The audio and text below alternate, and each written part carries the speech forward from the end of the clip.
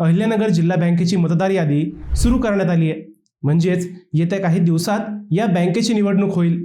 जिल्ह्याचा राजकीय इतिहास पाहता सहकारी साखर कारखाने व जिल्हा बँकेच्या निवडणुकीत अगदी टोकाचा संघर्ष असणारेही ऐनवेळी गळ्यात गळे घालतात।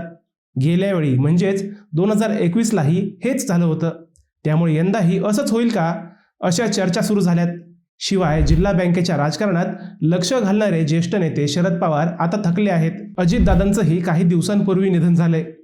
माजी मंत्री बाळासाहेब थोरात व शंकरराव गडाखांचाही गेल्या विधानसभेला पराभव झालाय। त्यामुळे पालकमंत्री विखे हे पुन्हा एकदा जिल्हा बँक हातात घेतील अशा शक्यता वाढल्या आहेत। जिल्हा बँकेत यापूर्वी अनेकदा जमेचं राजकारण झालंय।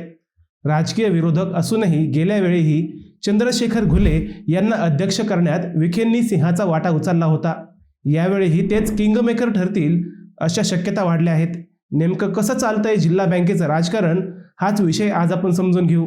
नमस्कार, मी अजय आणि आपण पाहत आहात अहिल्यानगर लाईव्ह 24, नगरी राजकारणाचं परफेक्ट ॲनालिसिस। जिल्हा बँक ही जिल्ह्यातील सहकारासाठी महत्त्वाची ठरली जाते। नगर जिल्हा बँक ही आर्थिकदृष्ट्या सुस्थितीत असलेली बँक आहे।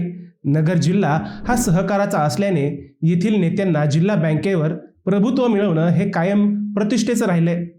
सहकार क्षेत्रातल्या जुन्या नेत्यांनी अगदी स्वर्गीय काळे व स्वर्गीय कोल्हे, स्वर्गीय विखे, यशवंतराव गडाख यांनी जिल्हा बँकेला शिस्त लावली। ती आज तागयत तशीच आहे। पूर्वीपासूनच नगरच्या जिल्हा बँकेवर कारखानदारांचे वर्चस्व राहिले, ते यावेळीही कायम राहील अशी गणिते मांडली जात आहे। ही बँक सुरुवातीला काँग्रेसच्या व त्यानंतर काँग्रेस राष्ट्रवादीच्या ताब्यात राहिली। अपवाद वगळता भाजपचे स्वर्गीय शिवाजीराव कर्डिले यांनी ही बँकेची धुरा सांभाळली।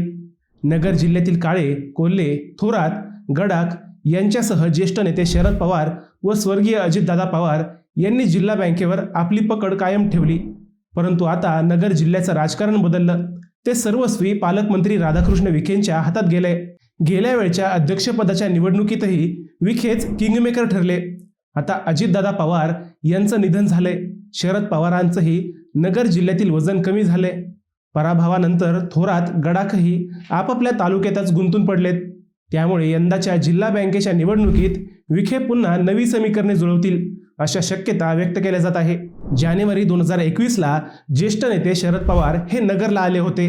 त्यावेळेचे विद्यमान आमदार अरुण काका जगताप यांच्या घरी ते जेवणासाठी थांबले होते।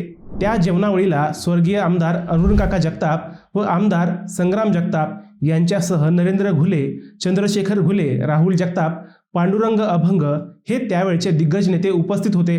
या बैठकीत जिल्हा बँकेसाठी 27 जानेवारी 2021ला मुंबईत बैठक घेण्याचे ठरले आणि महाविकास आघाडीने हातात हात घालून त्यांचे संचालक त्यावेळी निवडूनही आणले होते। नुसते महाविकास आघाडीनेच नाही तर सर्वच पक्षांनी, अगदी विरोधकांनीही आपापले उमेदवार अगदी परफेक्ट नियोजन करून त्यावेळी निवडून आणले होते। विखे गटाच्या अमोल राळेभात यांना निवडून आणण्यासाठी आमदार रोहित पवार यांच्या उमेदवाराने माघार घेतली होती। अकोल्यातून अमित भांगरे यांच्यासाठी पिचड यांनीही माघार घेतली होती। कोपरगावातही विवेक कोल्हेंच्या विरोधात आशुतोष काळेंनी व काळेंच्या विरोधात विवेक कोल्हेंनी उमेदवार दिला नव्हता। श्रीरामपूरमध्येही करण ससाने व भानुदास मुरकुटेंनी एकमेकांना मदत करत बँकेत बिनविरोध प्रवेश केला। शेवगावातही मोनिका राजळे व चंद्रशेखर घुले यांनी एकमेकांचे नाते जपलेले दिसले। या दोघांनीही एकमेकांच्या विरोधात जास्त जोर न लावता एकमेकांना विजयी केले। विखे थोरातांनीही सहमती एक्सप्रेसमध्ये बसणे पसंत केले। राहत्यातून माजी मंत्री अण्णासाहेब मस्के यांना थोरातांनी विरोध केला नाही आणि संगमनेरमध्ये थोरातांचे उमेदवार असणाऱ्या कानवडेंना विखेंनी विरोध केला नाही। ही निवडही बिनविरोध झाली। राहुरी व नेवाशातही अशीच सहमती एक्सप्रेस धावली। राहुरीतून अरुण तनपुरे व नेवाशातून शंकरराव गडाख हे शेवटच्या क्षणी बिनविरोध झाले। अध्यक्षपदाच्या निवडणुकीतही गेल्या 5 वर्षात अनेकदा धक्का बसला। सुरुवातीला चेअरमन म्हणून राष्ट्रवादीचे ॲडव्होकेट उदय शेळके व व्हाईस चेअरमन म्हणून काँग्रेसचे माधवराव कानवडे यांची निवड झाली। त्यानंतर ॲडव्होकेट उदय शेळके यांच्या निधनानंतर रिक्त झालेल्या जागेसाठी निवडणूक लागली। 21 पैकी 14 संचालक राष्ट्रवादीचे असतानाही चंद्रशेखर घुले यांचा धक्कादायक पराभव झाला व भाजपचे शिवाजीराव कर्डिले चेअरमन झाले। अजित पवार व बाळासाहेब थोरात यांनी आदल्या दिवशी राष्ट्रवादी व काँग्रेसच्या संचालकांची बैठक घेऊन दुसऱ्या दिवशी विखे कर्डिलेंनी जादूची कांडी फिरवत सत्ता मिळवली होती। घुलेंना 9 तर कर्डिलेंना 10 मते मिळाली होती। राष्ट्रवादी व काँग्रेसची फुटलेली 4 मते कुणाची होती, त्याचे कवित्वही कित्येक दिवस रंगले.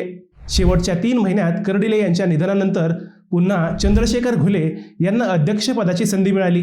घुलेंच्या सुरुवातीच्या पराभवाला जसे विखे कारणीभूत होते, तसेच त्यांच्यानंतर त्यांच्या अध्यक्षपदालाही विखेच कारणीभूत ठरले. आता जिल्हा बँकेची निवडणूक पुन्हा नव्या समीकरणांना जन्म देईल अशा शक्यता व्यक्त केल्या जात आहेत. सध्या जिल्ह्याच्या सगळ्याच चाव्या विखेंच्याच हातात असल्याने बेरजेचे राजकारण करत विखे सगळ्यांना संधी देत अनेक जागा बिनविरोध करतील असेही सांगितले जात आहे. शिवाय यावेळी संचालक म्हणून अक्षय कर्डिले, सुजय विखेंसह अनेक नवे चेहरेही बँकेत दिसतील असेही सांगितले जात आहे. मित्रांनो, जिल्हा बँकेत कोणत्या नेत्यांना पाहायला तुम्हाला आवडेल? तुमचे उत्तर आम्हाला कमेंट करून नक्की कळवा. शिवाय व्हिडिओ आवडला असेल तर चॅनलला सबस्क्राईब करून व्हिडिओला लाईक करायला विसरू नका. पुन्हा भेटूयात नव्या विषयावर. तोपर्यंत सप्रेम नमस्कार.